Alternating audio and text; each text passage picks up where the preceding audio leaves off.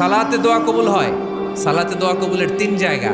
একটা হচ্ছে তাকবীরে তাহরিমার পরে আমরা সানা পড়ি না, আমরা তো একটা পড়ি। আল্লাহর হাবিব সুন্নাহ এবং নফল নামাজে আরো পড়তেন সানা, ওই দোয়া কবুল হয়। 2 নম্বর জায়গা সালাতে সেজদায় পড়ে দোয়া করলে কবুল হয়।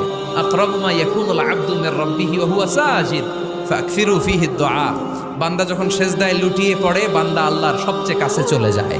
তা কিন্তু বিশ্বনবী বলে সেজদাটা তোমার রবের কুদরতি পায়ের উপরে পড়েছে। সেজদায় পড়ে দোয়া করেন। সালাম ফিরানোর আগে বিশ্বনবী দোয়া করতেন, লা ইউসাল্লিমান্না আহাদুকুম হাত্তা ইয়াতাআওয়াযা মিন আরবা'a। আল্লাহর হাবিব বললেন 4 জিনিস থেকে পানাহ না আছে আমার কোন উম্মত যেন সালাম না ফিরায়। তারা যেন পড়ে আল্লাহুম্মা ইন্নী আউযু বিকা মিন আযাবিল কবর, আউযু বিকা মিন আযাবি জাহান্নাম, আউযু বিকা মিন ফিতনাতিল মাহইয়া ওয়াল মামাত, আউযু বিকা মিন ফিতনাতিল মাসিহিদ দাজ্জাল। আল্লাহ কবরের আযাব থেকে বাঁচাও, আল্লাহ জাহান্নামের আগুন থেকে বাঁচাও, আল্লাহ জীবন